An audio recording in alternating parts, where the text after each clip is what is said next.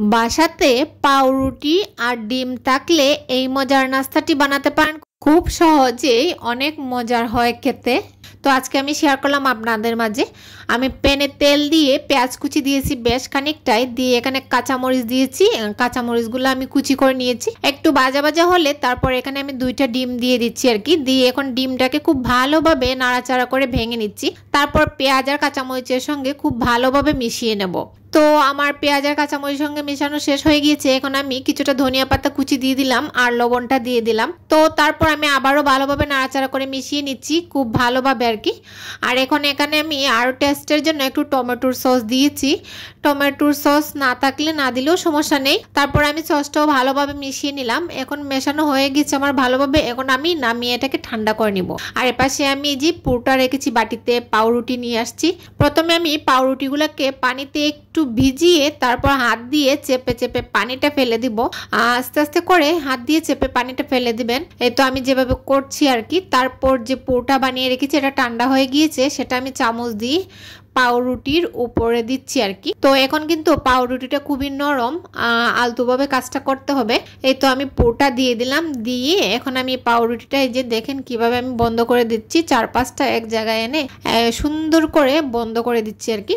তো এই কাজটা খুব আস্তে আস্তে করতে হবে, যেহেতু পাউরুটিটা খুবই নরম, আস্তে আস্তে করে এভাবে বন্ধ করে দিবেন। এই তো আমি বন্ধ করে দিচ্ছি।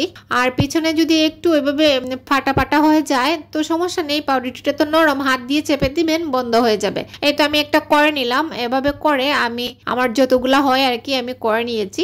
এই তো আমি করে নিলাম, খুব সুন্দরভাবে গোল করে নিয়েছি। দেখেন একটাতেও কিন্তু ফাটা নেই, আমি চেপে চেপে বন্ধ করে দিয়েছি। তো ফাইনালি আমি সবগুলাই করে নিয়েছি।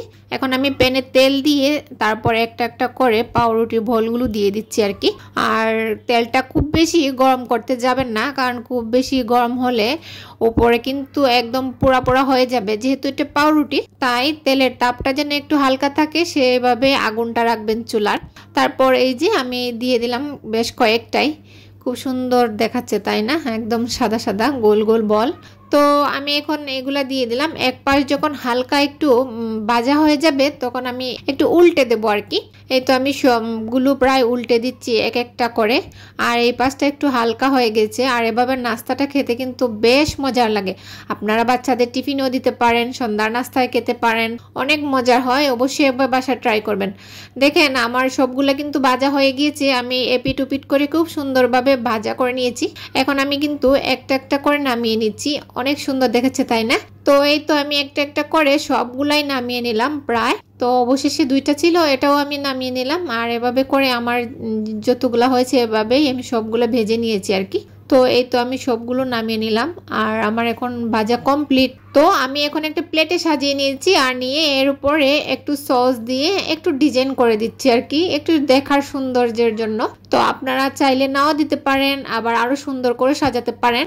বাসায় অবশ্যই এই রেসিপিটা ট্রাই করবেন, খাওয়ার পরে কিন্তু একদমই প্রেমে পড়ে যাবেন। এই তো আমার রেডি হয়ে গিয়েছে নাস্তাটা। তো আমরা তো করেছি, খাবো মজা করে। আর আপনাদেরকে এই স্বাদটা নিতে হলে অবশ্যই বাসায় বানাতে হবে। তো অবশ্যই একবার বাসায় ট্রাই করবেন আর আমার কমেন্টসে জানাবেন কেমন হয়েছে আপনাদের কাছে। ভালো লাগলে একটু লাইক কমেন্ট শেয়ার করে দিতে ভুলবেন না। সবাই ভালো থাকবেন, সুস্থ থাকবেন। আসসালামু আলাইকুম।